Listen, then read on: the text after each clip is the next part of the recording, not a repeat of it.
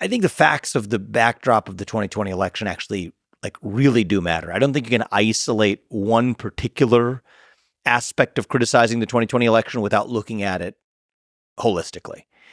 On the eve of the 2020 presidential election, we saw a systematic, bureaucratically and government-aided suppression of probably the single most important piece of information released on the eve of that election, the Hunter Biden laptop story, revealing potentially a compromised U.S. presidential candidate. His family was compromised by foreign interests, and it was suppressed as misinformation by every major tech company. The New York Post had its own Twitter account locked at that time. And we now know that many of the censorship decisions made in the year 2020 were actually made at behest of U.S. bureaucratic actors in the deep state, threatening those tech companies to do it, or else those tech companies would face consequence. I think it might be the most undemocratic thing that's happened in the history of our country, actually, is the way in which government actors who were never elected to the government used private sector actors to suppress information on the eve of an election that, based on polling afterwards, likely did influence the outcome of the 2020 presidential election. That was election interference of the highest order. So I think that that's just a hard fact that we have to contend with. And I think a lot of what you've heard in terms of complaints about the 2020 election, whatever those complaints have been, take place against the backdrop of large technology companies interfering in that election in a way that I think did have an impact on the outcome. I personally believe if the Hunter Biden laptop story had not been suppressed and censored, I think Donald Trump would have been unambiguous. I think the president of the United States right now would be Donald Trump. No doubt about it, in my mind. If you look at polling before and after and the impact that would have had on the independent voter. Now you look at, okay, let's talk about constructive solutions, because I care about moving the country forward. What is a constructive solution to this issue of concerns about election integrity? Here's one. Single-day voting on Election Day as a national holiday with paper ballots and government-issued voter ID to match the voter file. I favor that. We do it even in Puerto Rico, which is a territory of the United States. Why not do that everywhere in the United States? And I'll make a pledge. I'll do it right here, right? My pledge is, as a leader in our movement, I will do everything in my power to make sure we are done complaining about stolen elections if we get to that simple place of basic election security measures. I think they'd be unifying, too. Make Election Day a national holiday that unites us around our civic purpose one day. Single-day voting on Election Day as a national holiday with paper ballots and government-issued voter ID to match the voter file. Let's get there as a country, and you have my word. I will lead our movement in whatever way I can to make sure we are done complaining about stolen elections and fake ballots. And I think that the fact that you see resistance to that proposal, which is otherwise very practical, very reasonable, nonpartisan proposal, I think the fact of that resistance actually provokes a lot of understandable skepticism. Understandable skepticism of, okay, what else is actually going on? If not that, what exactly is going on here? Well, I think I agree with a lot of things you said.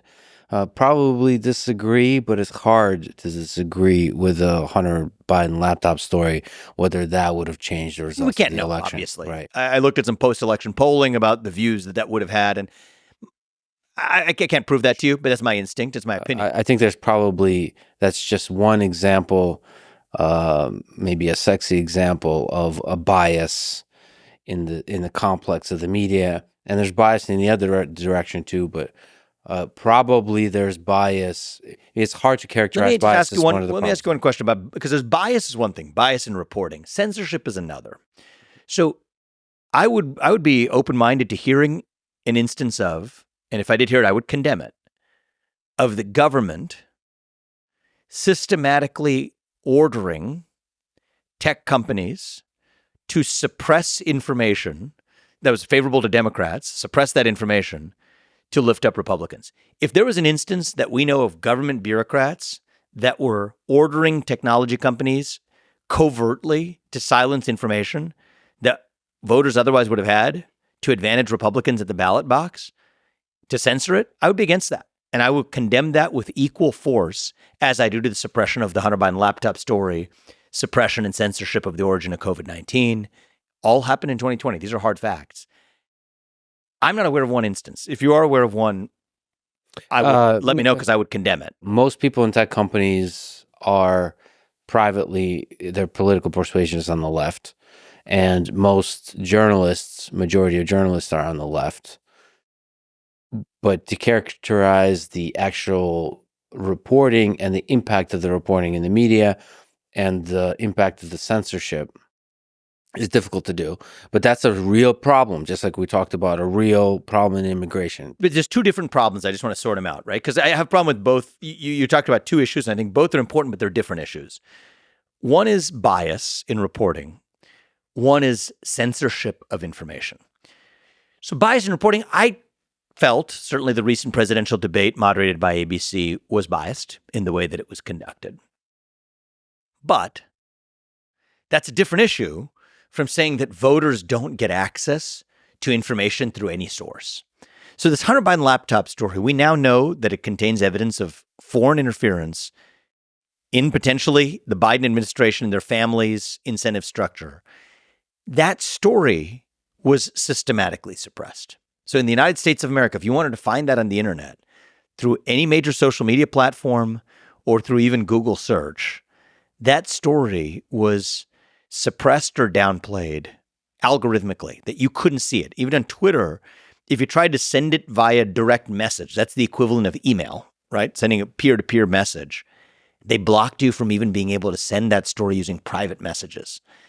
That, I think, is a different level of concern. That's not bias at that point. That's outright interference in whether or not, that's outright interference in the election. Let's do a thought experiment here. Let's suppose that Russia orchestrated that. What would the backlash be? Let's say the Russian government orchestrated the U.S. election, they interfered in it by saying that tech companies, they worked with them covertly to stop U.S. citizens from being able to see information on the eve of an election. There would be a mass uproar in this country if the Russian government orchestrated that. Well, if actors in the U.S. government bureaucracy or the U.S. technology industry bureaucracy orchestrated the same thing, then we can't apply a different standard to say that if Russia did it, it's really bad and interfered in our election. But if it happened right here in the United States of America, and by the way, they blamed Russia for it falsely on the Russian disinformation of the Hunter Biden laptop story, that was a false claim. We have to apply the same standard in both cases. And so the fact that if that were Russian interference, it would have been an outcry, but now it happened domestically and we just call that, hey, it's a little bit of bias ahead of an election. I don't think that that's a fair characterization of how important that event was. Okay, so the connection of government to platform is this should not exist. The government, FBI, or anybody else should not be able to pressure platforms to censor information. Yes, we could talk about Paul Durov and the censorship there. There should not be any censorship, and should not be media bias. And you're right to complain if there is media bias, and we can lay it out in the open and try to fix that system. That said, the voter fraud thing, you can't right a wrong by doing another wrong. You can't just, if there's some shady stuff going on in the media and the censorship complex, you can't just make shit up. You can't do the fake elector scheme and then do a lot of shady, crappy behavior during January 6th and try to shortcut your way. Just because your friend is cheating a Monopoly when you're playing Monopoly, you can't cheat. You shouldn't cheat yourself. You should be honest and with honor and use your platform to help fix the system versus cheat your way. So here's my view is, has any U.S. politician ever been perfect throughout the course of American history? No. But if you want to understand the essence of what was going around in 2020, the mindset of the country, we had a year where people in this country were systematically locked down, told to shut up, sit down, do as they're told, unless they're BLM or Antifa rioters, in which case it's perfectly fine for them to burn cities down. We were told that we're going to have an election, a free and fair election, and then they were denied information systematically heading into that election, which was really important and, in this case, damning information about one of the parties.